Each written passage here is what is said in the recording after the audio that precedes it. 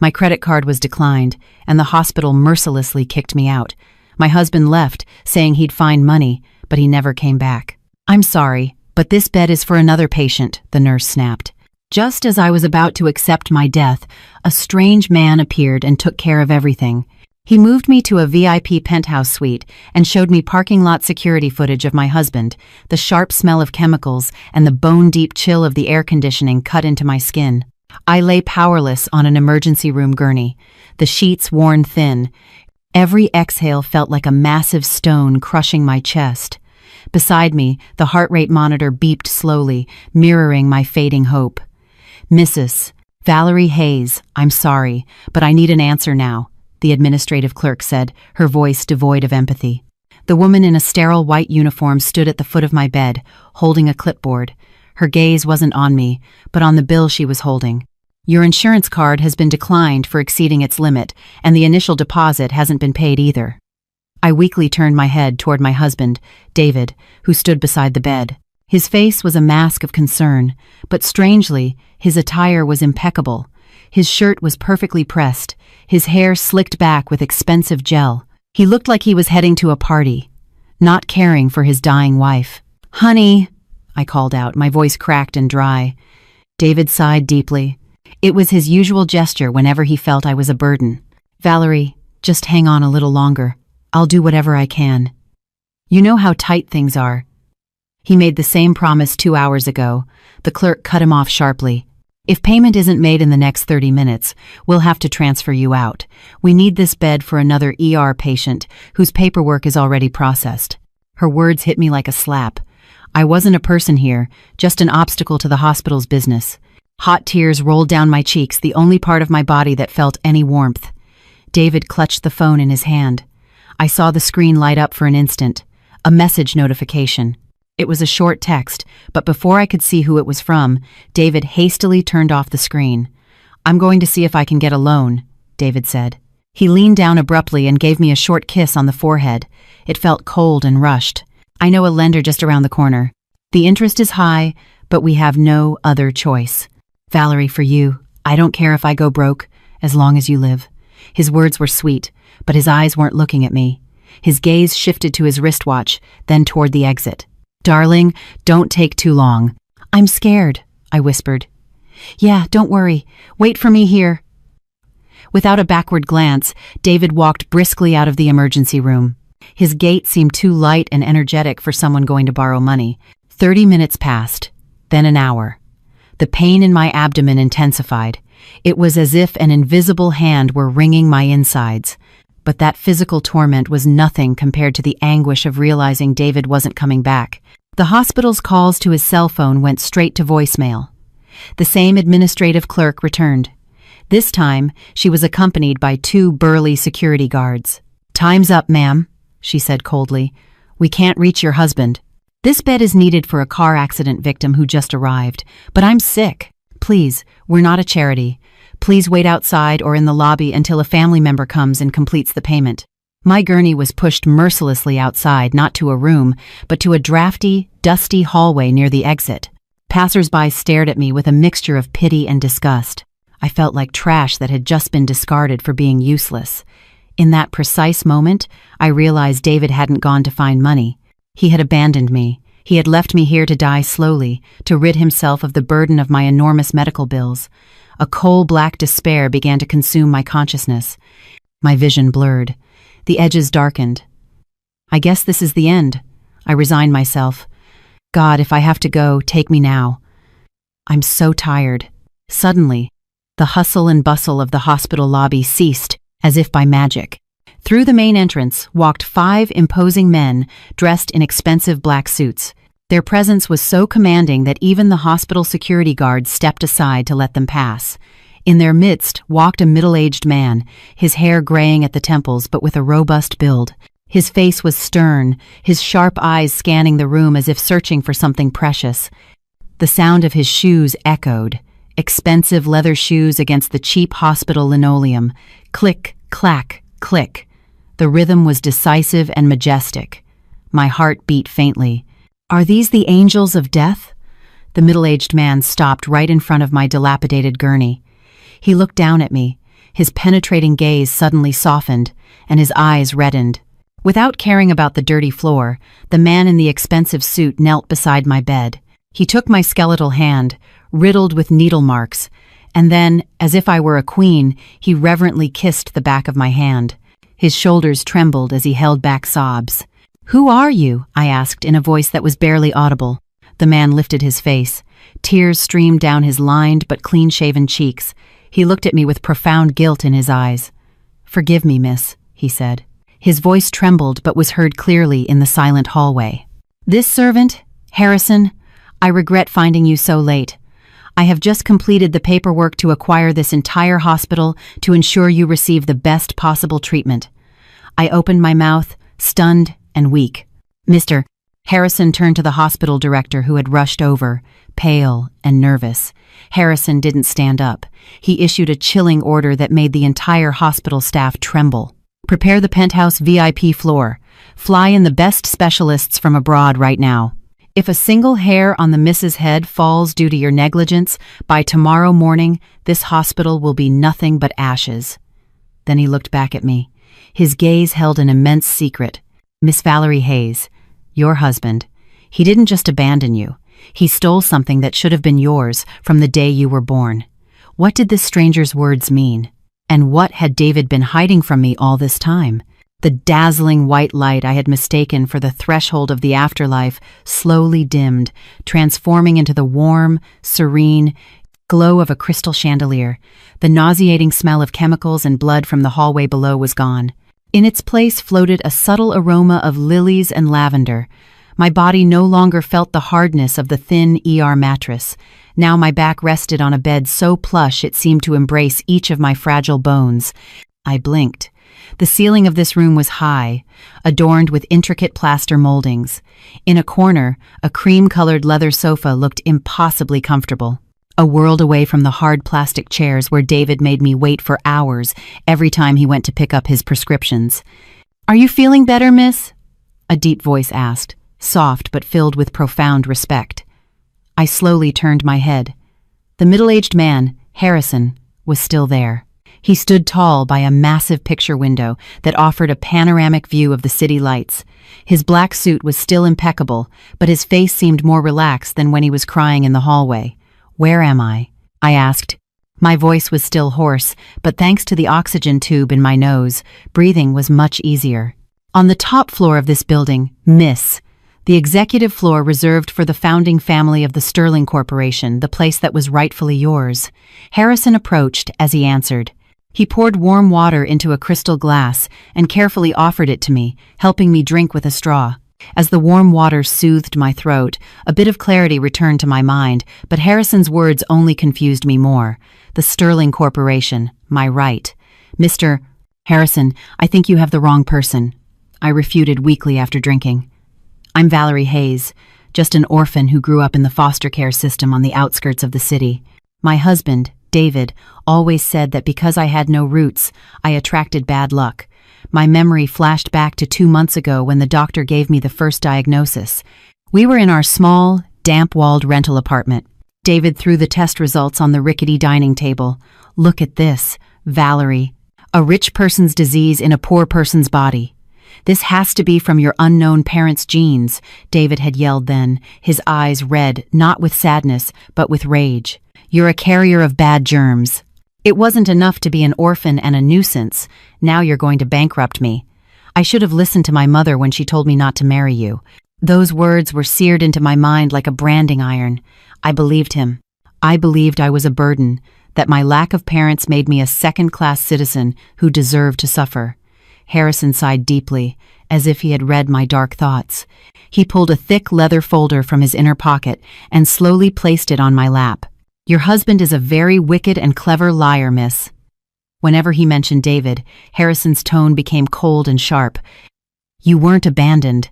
25 years ago, there was a mass kidnapping of infants from the maternity ward of this very hospital, a hospital that belonged to your grandfather. You disappeared.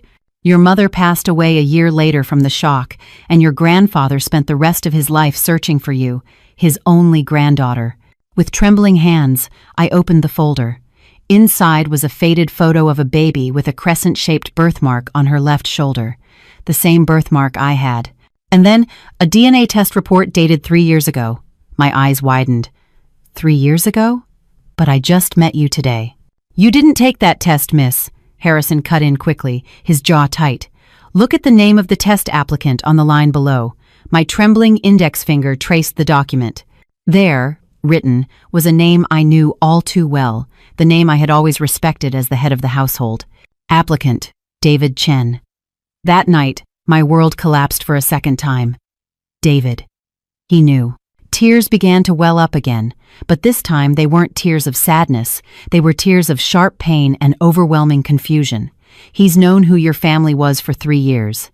He accidentally found some old records at the county office from your time in foster care. He secretly took a sample of your hair and ran it against the missing persons database we had circulated, Harrison explained. Harrison clenched his fists, restraining his rage. He didn't tell us, and he didn't tell you.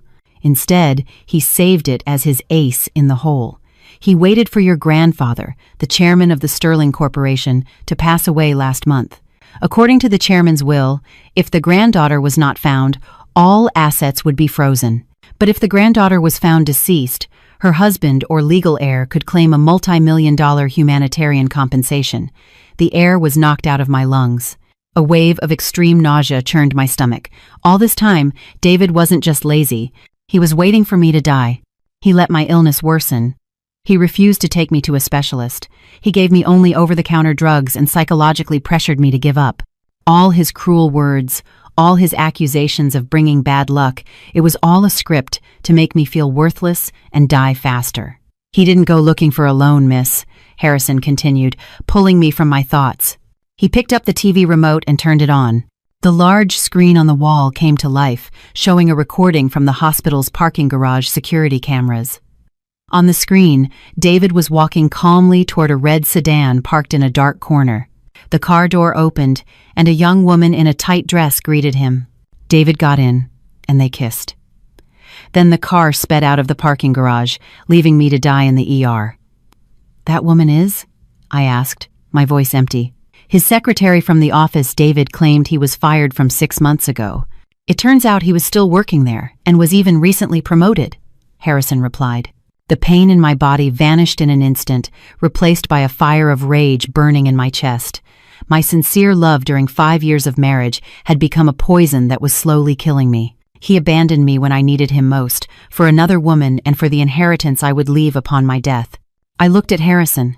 The pitiful light in my eyes had changed. In its place grew a new determination, hard as steel. "Mr. Harrison," I called. "Yes, miss. Are all of this hospital's facilities and my grandfather's fortune now mine? You are the sole owner of the Sterling Medical Group and all its real estate assets. With a single signature, you could buy your husband's pride 1,000 times over." I clenched the silk sheets until my knuckles turned white. "Then, don't call me miss anymore," I said coldly. "Help me recover. I want to see David Chen's face when he realizes the corpse he left behind can rise from the grave." Harrison gave a faint, meaningful smile. He bowed respectfully. "As you command, Chairwoman Hayes. But first, there's something else you should see in your personal account we've just activated." David was clumsy enough to leave a digital trail. What else was that angel-faced demon hiding? 2 weeks passed like a blurry but beautiful dream. I no longer woke up to rainwater dripping on my face from a leaky ceiling or to the shouts of debt collectors banging on the metal door of our rental apartment. Instead, each morning I was awakened by sunbeams filtering through thick silk curtains and the aroma of the finest consommé served on a silver tray. The medical team summoned by Harrison worked with astonishing efficiency. The surgery to remove the toxins from my body was a success. The inflammation in my kidneys and liver was not due to a genetic disease, but to a foreign substance that had accumulated in my system. I felt a new energy flowing through my body, which before had seemed too fragile, as if it refused to live. Thanks to vitamin infusions and intensive skincare provided by a team of dedicated nurses, the blush returned to my cheeks, which were once as pale as a corpse's. This morning, for the first time, Harrison allowed me to get out of bed without a wheelchair. "This way, Chairwoman Hayes. I had them replace the bathroom mirror with a larger one so you can see your true self." Harrison said as he opened the door to a spacious bathroom that was twice the size of our old apartment. I walked in, my bare feet on the warm marble floor. In front of the floor-to-ceiling mirror, I froze, my breath caught in my throat. The woman staring back at me was a stranger. My hair, once dry and brittle and usually thrown into a messy bun, was now a cascade of shiny black waves that reached my back, thanks to the stylist they had brought to my room. My skin, once dry and flaky, was now hydrated and radiant. My cheekbones, once prominent from malnutrition, now looked elegant and determined, framing sharp, round eyes. Filled with questions instead of fear, I touched my cheek. "This is me." "That is the true face of the Sterling Corporation's heiress," said Harrison, standing in the doorway, smiling with pride. "Poverty and suffering hid it for a while, but blood doesn't lie." I turned to Harrison. The astonishment slowly faded, replaced by the bitter reality that was once again taking hold of me. The reason I was here, the betrayal, made all this beauty and wealth feel empty. "You said David left a digital trail," I said, ignoring Harrison's compliment and getting straight to the point. I walked to the sofa and sat down with a straight back, a new posture I had learned instinctively. Harrison nodded, took out a slim tablet, and placed it on the table in front of me. The screen lit up, showing a series of bank statements and online purchase records. "We traced your husband's more accurately, your ex-husband's cell phone activity after he abandoned you at the ER that night," Harrison explained. His elderly fingers swiped across the screen. "Look at this."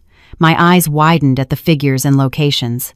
At the exact time I was dying and he claimed he was going to borrow money from a lender, David had spent $1,500 at a luxury jewelry boutique downtown. My voice broke. "He told me we didn't have money to pay the electricity bill. He said we had to fast on Mondays and Thursdays to save money, and it turns out he had $15,500 in a secret account. And look at this online rideshare booking history," Harrison continued mercilessly. The trip history showed a consistent pattern. Every time David said he was leaving for a night shift or a weekend job, he was actually heading to a luxury apartment on the Upper East Side. It wasn't the office, the factory, or the construction site he told me about with a pitiable face. "Viridian Apartments, Suite 1208, I read softly. "Rented in the name of a woman named Ashley, the secretary you saw in the security footage," Harrison added. With trembling hands, I picked up the new phone Harrison had placed on the table. My old phone with the cracked screen had already been thrown away. With stiff fingers, I dialed David's number, which I knew by heart, the number whose ringtone I had once so anxiously awaited. Beep. The cold mechanical tone answered. "The number you have dialed is not in service." I tried again with the same result. He had changed his number, discarded me. He would think I was dead, without family, cremated by social services. "It's no use, chairwoman," Harrison said, his voice soft but firm. "He has already changed his number. To him, the poor, sick Valerie Hayes is a thing of the past." I slowly put the phone down. This time, I didn't cry. I just felt a cold sensation spreading from my feet to my head. A serene but lethal coldness. "Mr. Harrison," I called. "Yes, chairwoman. What is the total amount of liquid assets I can access today?" Harrison typed something on the tablet and showed it to me. The number of zeros was so long I had to count it twice. An amount that could buy David's pride and more, even the lives of his descendants to the 7th generation. "Your access is unlimited. Your black VIP card was activated this morning." I stood up and walked back to the mirror. I looked at myself again. This time I didn't see a victim. I saw a predator who had just woken from a long sleep. "Get the car ready." My voice was firm and irrefutable. "And tell the IT team to track the current location of David's new cell phone. I trust you're already monitoring it." Harrison smiled broadly. This time, it was a terrifying smile. "We've already located him, chairwoman. He's at a nightclub right now. It seems he's celebrating his financial freedom." "Perfect," I said, picking up the soft fur coat hanging on a chair. "Let's go there. But not as Valerie Hayes, David Chen's wife. That Valerie died in a hospital hallway. And how will you introduce yourself?" I turned and gave a cold, slight smile. "As his nightmare." On the tablet screen, which was still on, a red dot blinked, indicating David's location. A quiet dot, unaware that a storm was heading straight for it. The black sedan I was riding in glided silently through the rain-slicked streets of the city. Inside the car, which smelled of high-end leather, I sat in silence, watching the street through the tinted windows. I used to look at luxury cars like this from the hot, dusty windows of public transport, counting the coins in my purse to buy something for dinner. Now I was sitting as the owner of this car, but my heart felt much emptier than when I was poor. "We have arrived at our destination, Chairwoman." Harrison's voice broke the silence. The personal driver opened the door for me. We stopped in front of a tall building with a striking neon sign that read, Zenith. This was the most exclusive club in the city, a place where high-ranking officials and businessmen spent in one night what it took me to live for a whole year. I stepped out. The night air brushed against my face, now covered in elegant makeup. The black silk dress that enveloped my body swayed slightly. The high heels forced me to maintain an upright posture. I was completely different from the old Valerie, who always walked with her head down, intimidated. The burly bouncers, who were usually intimidating, bowed respectfully upon seeing Harrison behind me. Without any checks, they guided us through a special corridor that led to a private balcony area on the second floor, with a direct view of the dance floor below. The music boomed so loudly it made my heart vibrate, and the dazzling lights spun dizzily. But my eyes were fixed on one spot among the crowd at the VIP tables below. There he sat, David Chen. He was wearing a shiny gray suit I had never seen before. On his wrist, a gold watch flashed every time the light hit it. He didn't look sad. There wasn't a shadow of grief on the face of the man who had abandoned his dying wife in a hospital 2 weeks earlier. On the contrary, he was smiling. A broad smile that showed all his teeth. That smile, which in our difficult times had always reassured me, now sounded like the edge of a knife scraping my eardrums. Beside him sat a woman in a scarlet-red dress. Ashley. The woman clung coquettishly to David's arm. She whispered something that made him laugh even harder. "Mr. Harrison," I whispered without taking my eyes off them. "Is the listening device working?" Harrison handed me a small wireless earpiece. "With total clarity, Chairwoman." I had one of my men place a microphone under their table 10 minutes ago. I put the earpiece in my right ear. Immediately, the noise of the music around me faded. Instead, the conversation from David's table filled my ears, as clear as if I were sitting next to them. "Honey, are you sure that Valerie Person is really dead?" Ashley's syrupy voice reached my ears. I held my breath. I gripped the balcony railing. David's voice sounded carefree between sips of alcohol. "Of course, she is! Ashley! You think she could have survived? Her kidneys were shot, her liver was inflamed, and she didn't have a penny. The hospital has probably already sent her to social services or had her cremated as an unidentified body. I turned off my phone on purpose so they couldn't bill me for the body disposal fees. My blood boiled. I felt heat rise to my head. Not only had he abandoned me, but he had no intention of even collecting my body if I had really died. "You're so bad," Ashley giggled softly. Her tone wasn't one of reproach, but rather seduction. "So, when can we collect the insurance? You said the life insurance policy in Valerie's name was for $3 million. "Patience," David replied. "Let's wait another month so we don't raise suspicion. I'll go to the hospital, pretend to cry a little, and get the death certificate. After that, the $3 million will come in, and we'll move somewhere else, maybe Europe, like we planned. No more parasitic wife who only consumes resources." Tears fell, not of sadness, but of extreme repulsion. All this time, behind my back, he had been paying the premiums on an expensive life insurance policy in my name. Meanwhile, he claimed we had no money for daily expenses. So, that poison. He tried to poison me for $3 million. I looked down again. David raised his glass. "To our future, Ashley. And to Valerie, after making my life hell for 5 years. May she rest in hell," David shouted loudly. And they both clinked their glasses and laughed like madmen. Without realizing it, I broke the wine glass I was holding. The glass shards tore my palm, and drops of blood fell onto the velvet carpet. Harrison quickly approached with a handkerchief. "Chairwoman, your hand, leave it," I said coldly. The sting in my palm helped me focus. This pain reminded me that I was still alive and that this was real. I looked at the red blood soaking the white handkerchief. The same color as that adulteress's dress, the same color as my husband's rotten ambition, Mr. Harrison. My voice trembled, containing the rage that was about to erupt. Yes, Chairwoman Hayes. I gestured with my chin towards David below. Who owns this building? Who owns the club where this scum is partying? Harrison consulted his tablet for a moment. This building is owned by a business partner of the Sterling Corporation, Chairwoman. In fact, the lease expires next month, and the owner is in urgent need of liquidity. I smirked. A smile I had never made in my life. The smile of a predator who has just located her prey. Buy it, I ordered dryly. Buy this building tonight.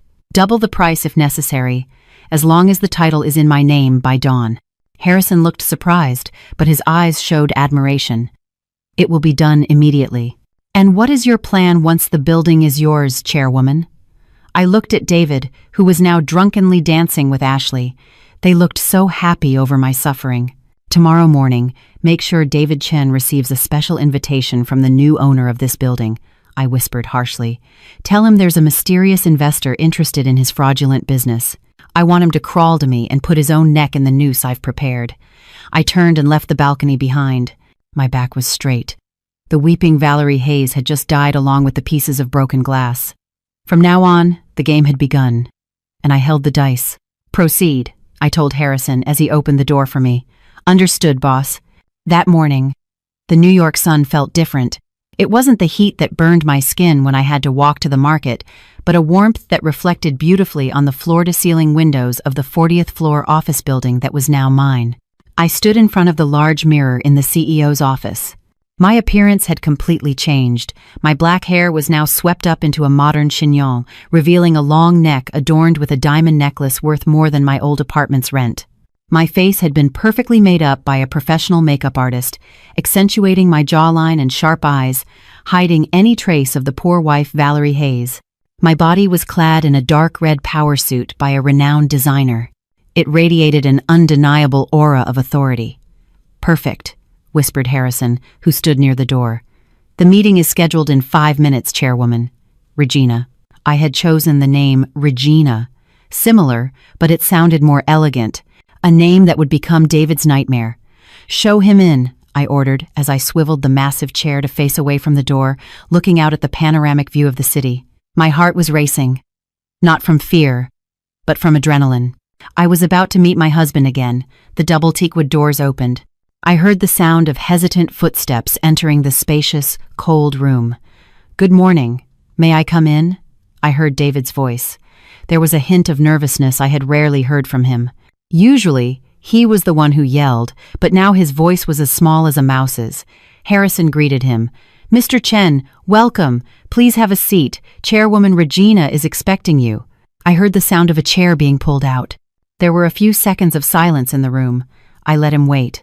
I let the anxiety take over his mind. In the world of business and revenge, the one with the most patience wins. Slowly, I swiveled the chair around. As my face met his, I saw David's reaction. His eyes widened. His mouth fell slightly open. He scanned me from head to toe with a mixture of greed and admiration. He didn't see Valerie Hayes. He saw money, power. He saw a high society woman out of his league. His filthy mind would not be able to connect the majestic woman before him with the disheveled wife he had left to die in the ER. Poverty had made my old face look gaunt and pale. Wealth, on the other hand, had sculpted me into a brilliant marble statue. Good morning, Mr. Chen, I greeted. I made my voice deeper and more authoritative. I erased the soft accent I used at home. Good morning, Chairwoman Regina, he stammered in response. He hastily adjusted his cheap tie, trying to look presentable. It's an honor for an investor like you to summon me. I was very surprised when your assistant contacted me this morning. I hear you're looking for funding for a real estate project, I said, glancing at the fake business proposal he had submitted to several banks, all of which, except me, had rejected. That's right, Chairwoman. David began to pontificate. His silver tongue started to flow. If I have a partner who believes in me, I guarantee we'll double our profits in a year. I gave a slight smile. Visions are cheap, Mr. Chen. What I need is collateral. I stood up and slowly walked around the desk, approaching him. David seemed entranced as my expensive perfume wafted through the air.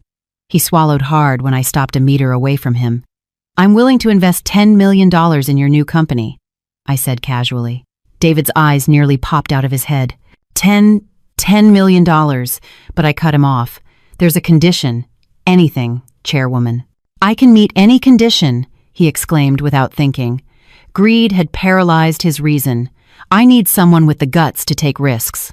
This contract stipulates that if the project fails within 6 months, all your personal assets, including future assets like any insurance or inheritance you might receive, will become the property of my company with an additional 50% interest.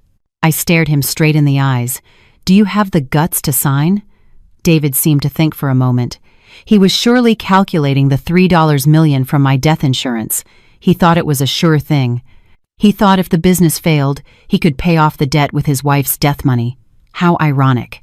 I do, chairwoman, he replied firmly. I'm certain this business will be a success. Good. I handed him a gold fountain pen. As David reached for the pen, our fingers brushed. There was a moment of silence. David slightly withdrew his hand, frowning and looking at me. Excuse me, chairwoman, have we met before? He asked hesitantly. Your eyes remind me of someone. My heart seemed to stop for an instant. Was my disguise blown? But I immediately regained my composure. I laughed softly, a cool, elegant laugh. You've probably seen me in business magazines or at some gala, I excused myself nonchalantly. My face must be quite common to those who tend to have vain illusions. He didn't catch the sarcasm. David also laughed awkwardly, feeling foolish for having associated the wealthy investor with someone from his past. Ah, it couldn't be. The woman I knew was a wreck. She can't be compared to an angel like you, chairwoman, he said as he quickly signed the contract. A wreck. My heart clenched hearing the nickname he had given me. It's valid now, I said, taking back the documents. The trap was set, and David's neck was in it. David stood up to shake my hand. Thank you for your trust, Chairwoman Regina. I won't disappoint you. To celebrate this collaboration, may I invite you to dinner? What a shameless man. His wife hadn't even been officially declared dead, and he was already flirting with another woman in front of her. I took his hand. My grip was strong. I squeezed the bones of his fingers a little harder than necessary. Save your money, Mr. Chen. You'll need it later, I replied meaningfully. Now leave. I'm busy. David left with a radiant face, as if he had won the lottery. He didn't know he had just signed his own death warrant. As soon as the door closed, Harrison re-entered. A magnificent performance, chairwoman. He fell right into the trap. I looked at the palm of the hand I had just shaken his with. I felt the urge to wash it with hydrochloric acid. This is just the beginning, Mr. Harrison, I said coldly. Now, execute phase 2. Make it seem like the real estate project is going smoothly for the first month, and from the second month, start to slowly sink it. And one more thing. Yes, chairwoman. Send a package to our old apartment. Let the sender be an old friend he forgot. I want to see him panic. This game of cat and mouse was becoming more and more interesting. The toxicologist's office on the special floor of the hospital was shrouded in a suffocating silence. Only the ticking of the wall clock, in sync with my irregular heartbeat, could be heard. In front of me, Dr. Evans, the top poison expert Harrison had flown in from Singapore, stared at the analysis results with a furrowed brow. Chairwoman Regina, he said, using my new name, and began to speak cautiously. He took off his glasses and looked at me with an unreadable expression, a mixture of compassion and horror. In analyzing your hair, nails, and the residue from your kidney that we recently removed, we found something highly abnormal. I clutched my purse tightly. Tell me straight, doctor. Has the cancer spread, or is my kidney failure permanent? Dr. Evans slowly shook his head.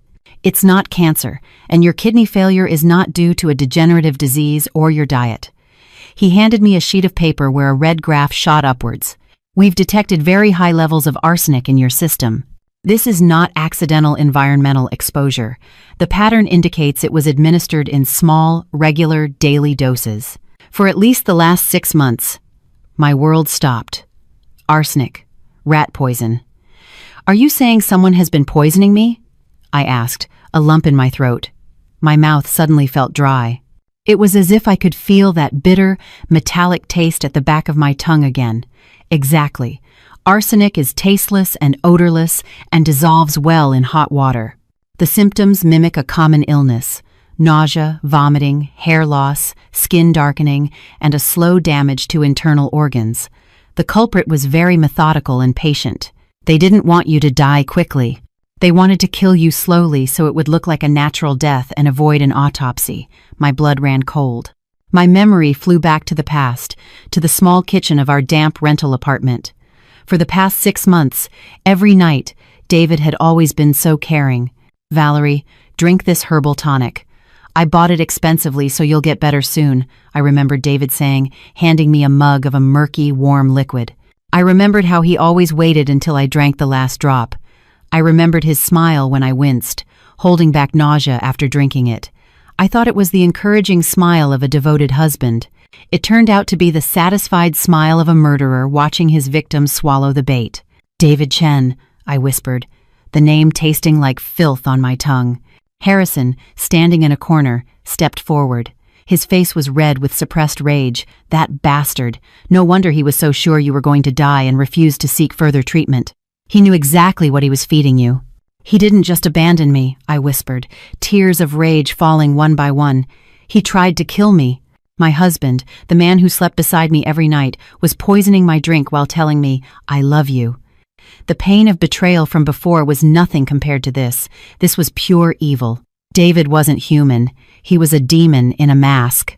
He wasn't caring for me out of love, but to ensure he administered the dose of poison on time. "Doctor," I said, wiping my tears abruptly, "is this medical evidence enough to put him in jail?" "It's enough to start an investigation, Chairwoman, but to charge him with premeditated, attempted murder, the police will need physical evidence, the container that held the poison or remnants of the drink you used to take." I froze. "Remnants of the drink." "The glass jar," I exclaimed. "There's a glass jar in the top kitchen cabinet of the rental apartment. David said it was a special herbal powder that couldn't be exposed to sunlight. It was half full when they took me to the hospital." I turned quickly to Harrison. "Mr. Harrison, has David cleared out that apartment yet?" Harrison quickly checked his phone. "Not yet, Chairwoman. According to the field team's report, David hasn't been back there since you were hospitalized. He's been too busy splurging in his new apartment. But what? The lease expires the day after tomorrow. The landlord has threatened to throw everything out if the belongings aren't removed by then."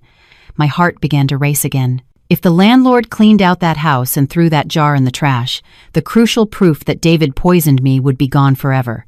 Without that jar, David could claim I got food poisoning from street food or any other excuse. I jumped up, ignoring a slight dizziness. "Get the car ready. We're going to that apartment right now," I ordered. "But, Chairwoman, your condition isn't stable enough for you to be exposed to emotional stress or such an unhealthy environment. It's not safe for you now." Harrison tried to stop me, concerned. "To hell with safety," I yelled. Rage gave me strength in an instant. My life almost ended at that man's hands.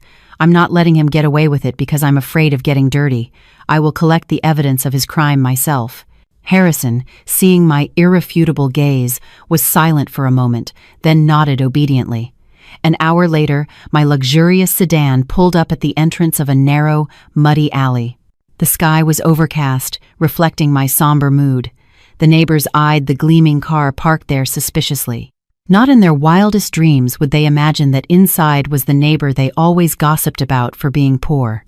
I put on a large black face mask and a wide-brimmed hat to cover most of my face, observing the surroundings with sharp eyes. Harrison and 2 bodyguards prepared to get out. "Wait here. Only Mr. Harrison and I will go in." "We'll attract too much attention," I whispered. We walked down the narrow alley that reeked of sewage. My steps were firm towards house number 13B.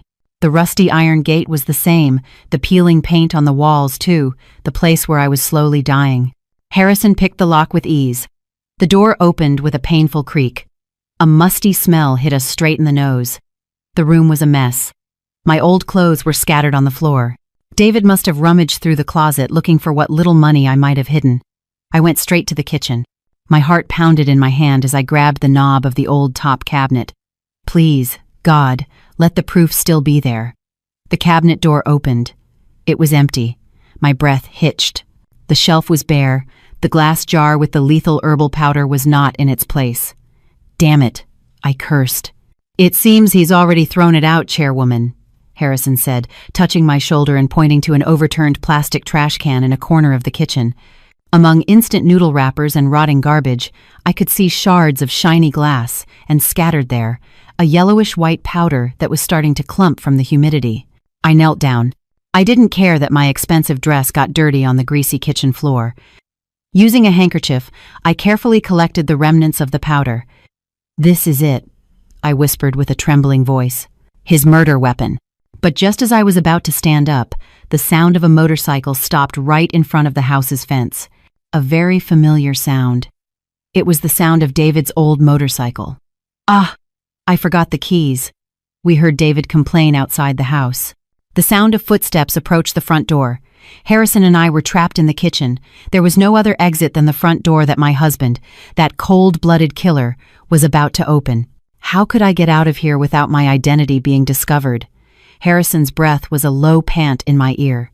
His strong right hand grabbed my arm and pulled me into the narrow bathroom located right next to the kitchen.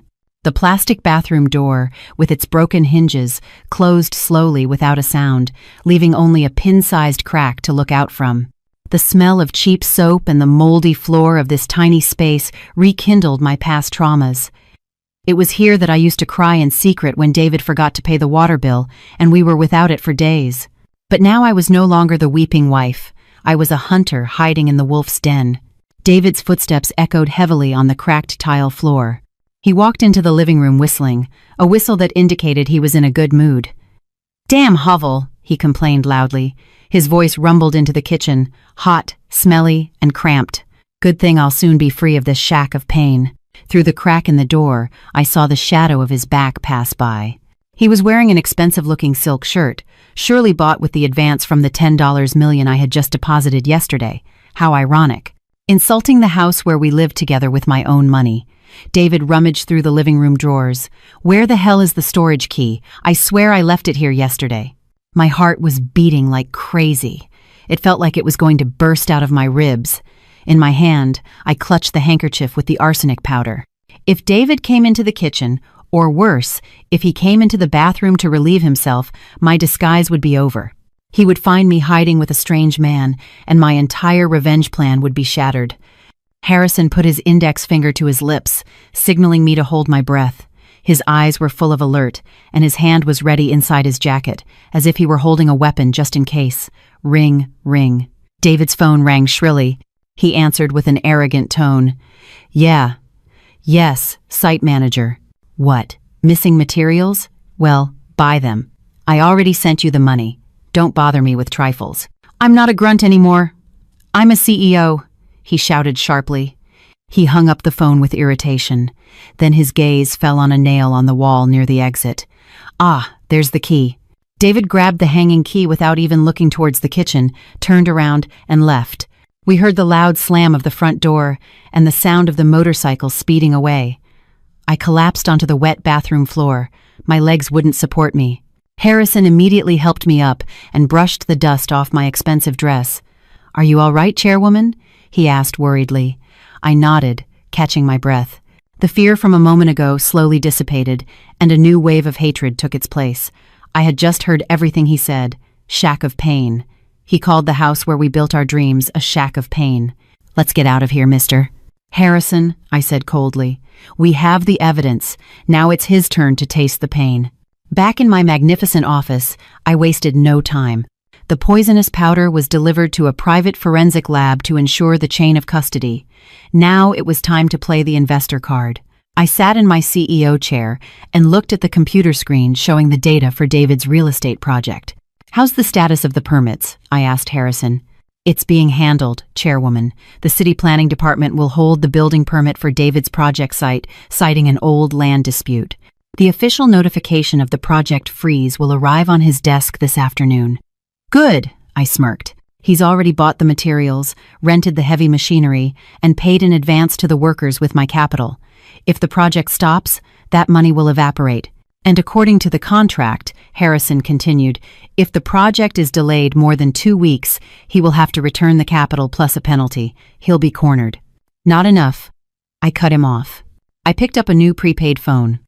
I wanted to destroy his mind before I destroyed his wallet. I opened the messaging app, entered David's new number, and typed a short sentence that would keep him up tonight. Message sent. Darling David, that herbal tonic you made me was delicious. Too bad the jar broke in the kitchen, but don't worry, I kept what was left safe.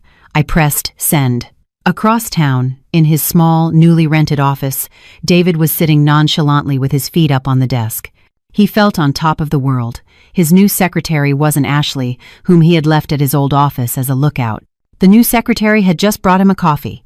On his desk, his phone buzzed, a message notification. David glanced at it with annoyance, thinking it would be a congratulatory message from a colleague. He picked up the phone, unlocked it, and read the message from an unknown number. David's face, which until a moment ago was flushed with euphoria, suddenly turned as pale as paper. His eyes widened as he read the words, herbal tonic, broken jar, crash. The coffee cup in his hand fell, staining the floor and his expensive shoes. It can't be, he moaned. His lips trembled. Who is this? With trembling fingers, he hurried to reply. Who are you? This isn't funny. An instant later, another reply came. This time it wasn't a text, but a photo. A photo of a yellowish powder on a white handkerchief with the background of the familiar tile floor of his old apartment. Below the photo, a text that read, Your wife says, hello from hell. David, in a panic, threw the phone against the wall. His breathing quickened. Cold sweat, the size of corn kernels, ran down his temples. Valerie was dead. He was sure of it. He left her dying in a coma. It was impossible for her to have survived. So who was it? A ghost? Or was there someone else who knew his secret? Knock, knock. A knock at the office door. David jumped. Who is it? He shouted hysterically. An employee entered with a scared face. Sorry, sir. A notice came from the city. They say our project has been temporarily suspended due to a land issue. David collapsed into his chair. He felt like his head was going to explode. On one hand, the terror of a ghost. On the other, the disaster of his business. He felt as if the office walls were closing in, slowly pushing him toward madness. In the office across from him, I saw the message marked as read. I put the phone down silently. He was already caught in the spiral of terror. Mr. Harrison, I said softly, get the car ready now.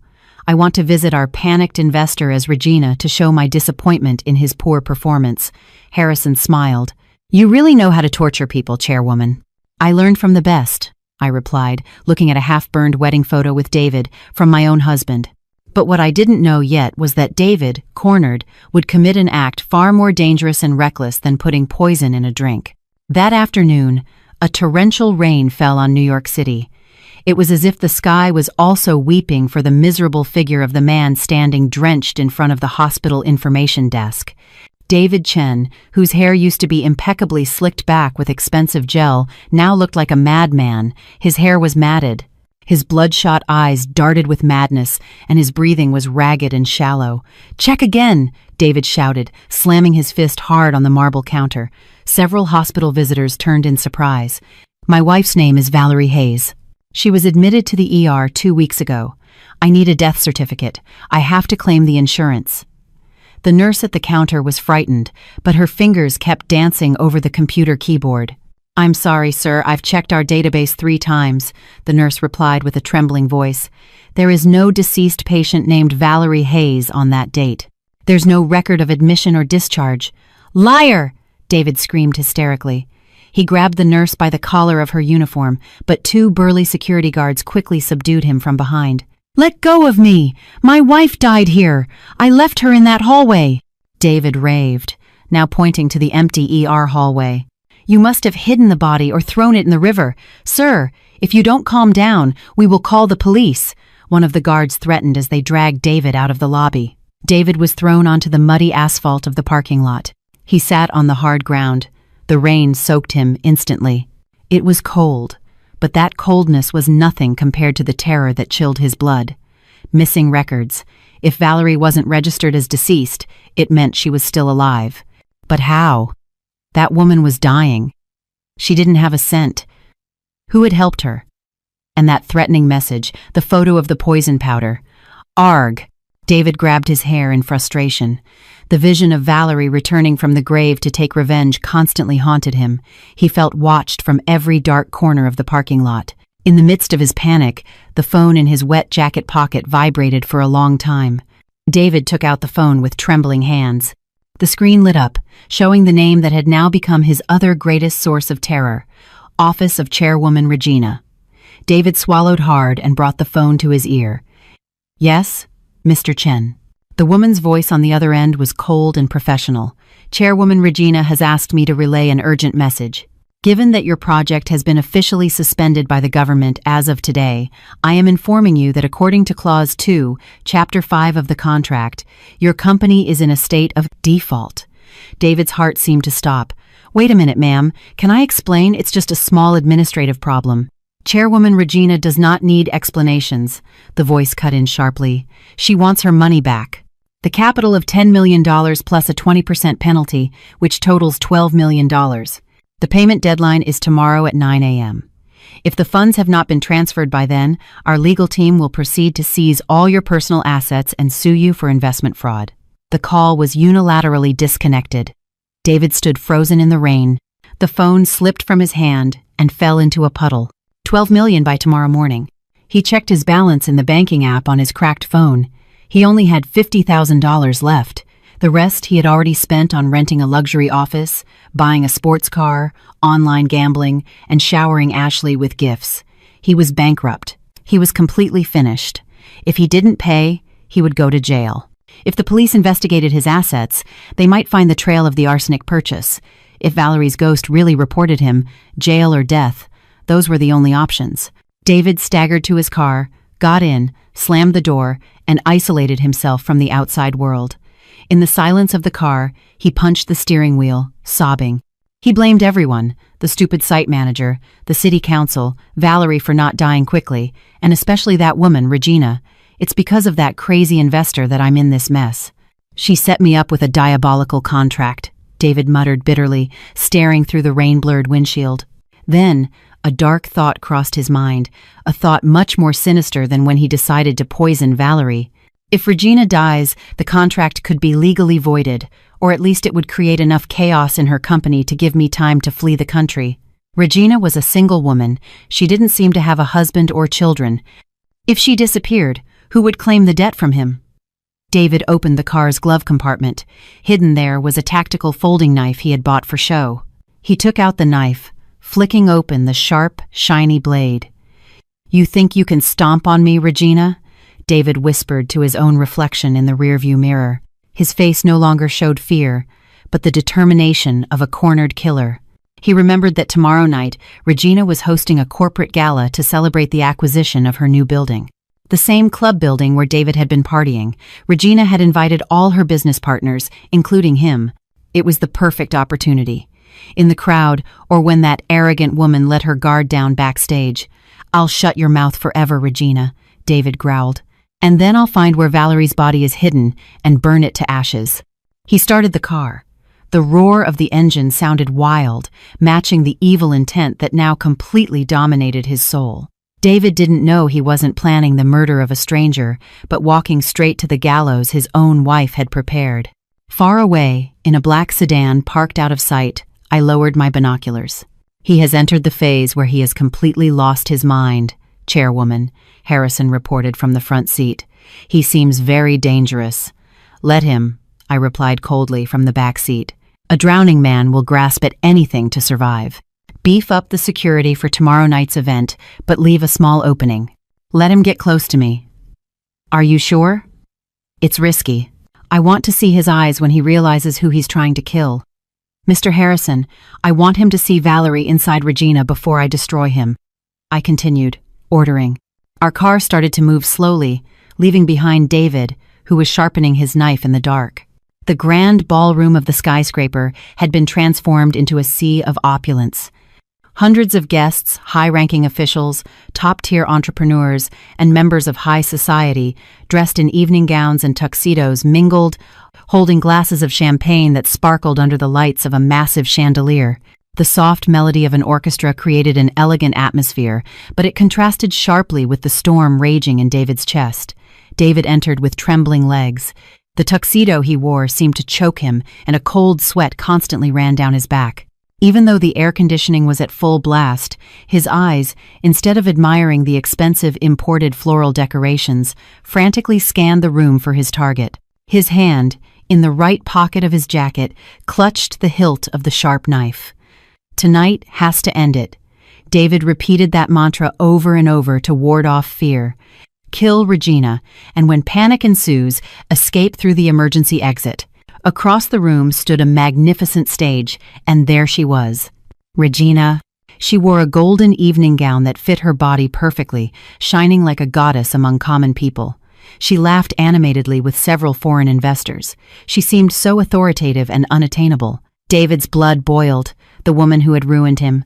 The woman who had made him be haunted by his wife's ghost. Suddenly, the lights in the room dimmed. A spotlight turned to the stage. The music ceased. Regina walked to the microphone. A confident smile adorned her scarlet-red lips. "Ladies and gentlemen, good evening."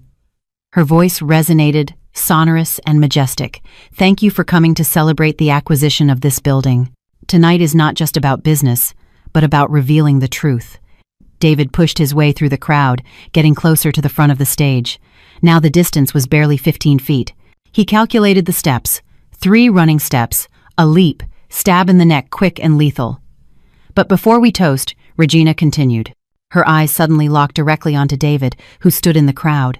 The gaze was sharp, penetrating, and strangely familiar.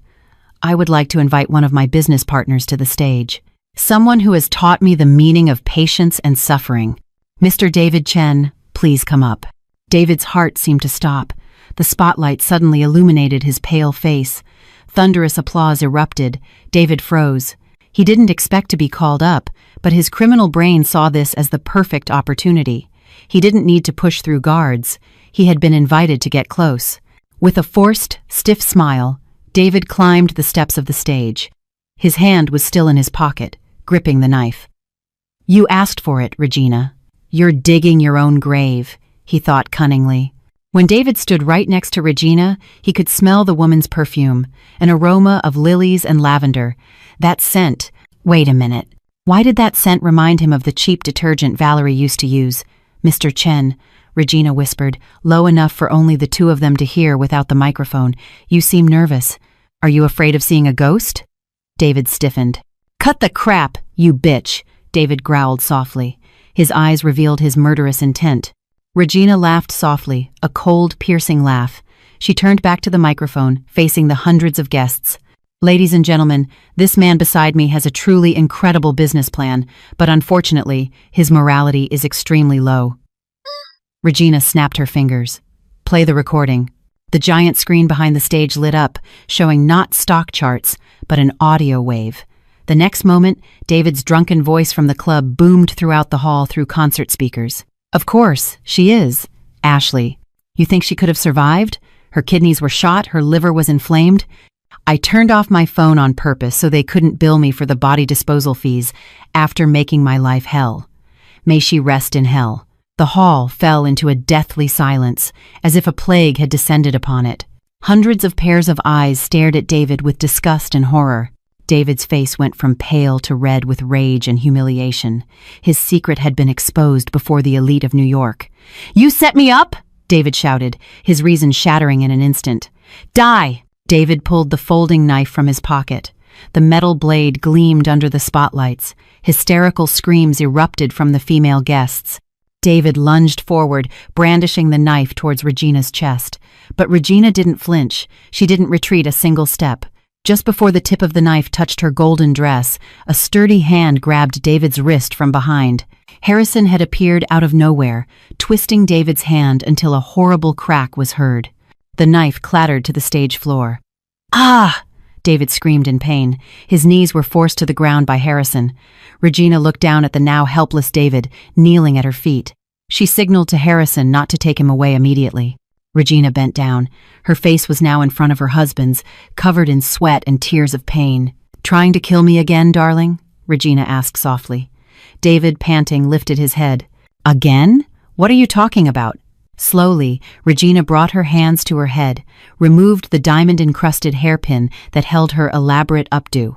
Her long black hair fell, covering part of her face. Then she pulled a wet wipe from Harrison's pocket. With a swift motion, she wiped the thick makeup from her right cheek, revealing a small mole under her eye, a mole David knew all too well. She looked at him with moist eyes.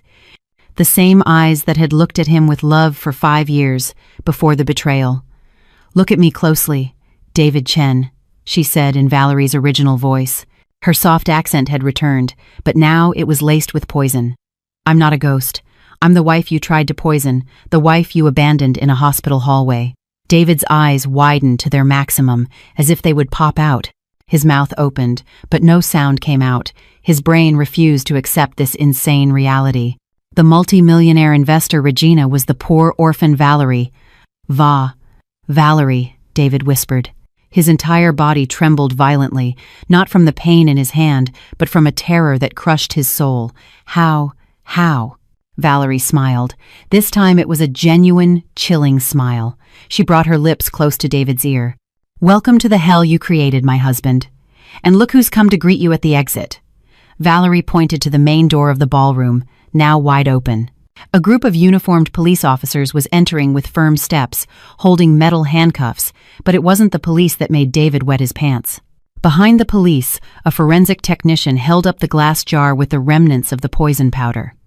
How could David escape this web of the law that was already closed around his neck? The camera flashes from reporters exploded like lightning in a storm, capturing the most humiliating moment in David Chen's life. The man who minutes before felt on top of the world now lay on the stage floor, handcuffed with his back arched. His face was bruised, not by a physical blow, but by the shock of a reality too harsh to bear. 2 uniformed police officers forcefully grabbed his shoulders to lift him. David struggled. His bloodshot, teary eyes frantically scanned the room for an escape, but all paths were already closed. When his gaze met mine, his struggle ceased. He no longer looked at me with hatred, but with a pleading look, the same cunning look that had always managed to soften my heart whenever he was wrong. "Valerie, honey." His voice broke with crocodile tears. "Please, I was wrong. We were just so poor, I lost my mind. I did all this so we could have a better life. You love me, right? Remember our wedding vows, honey, in sickness and in health." I looked down at him from the height of my heels, expressionless. There was no longer that flutter in my heart that always appeared when I heard his voice. My heart was empty, cold, but at peace, like a frozen lake that is no longer moved by the smallest stone. I approached slowly. Harrison tried to stop me, but I raised my hand to signal that it was okay. I stood right in front of the face of the man who was once my world. "Wedding vows," I repeated softly, but loud enough for the guests, still frozen in their seats, to hear. "You poisoned those vows spoonful by spoonful every night for 6 months. It was just a sedative, Valerie, I swear." He excused himself in a panic. "The lab results don't lie, and neither does your recorded voice." I cut him off sharply. I leaned in and looked directly into his trembling eyes. "Know that I don't hate you for being poor. I hate you because you made me feel worthless. You made me believe I deserved to die. Honey, please." David began to cry hysterically as the police started to lead him away. "Don't do this. I'm your husband, Valerie." I didn't flinch. I didn't look away until he was taken off the stage.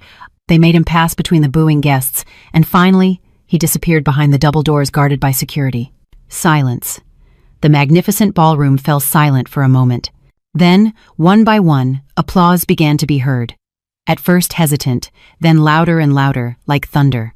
Business partners, foreigners, and my own employees were applauding, not for the dramatic spectacle, but as a sign of respect for my victory.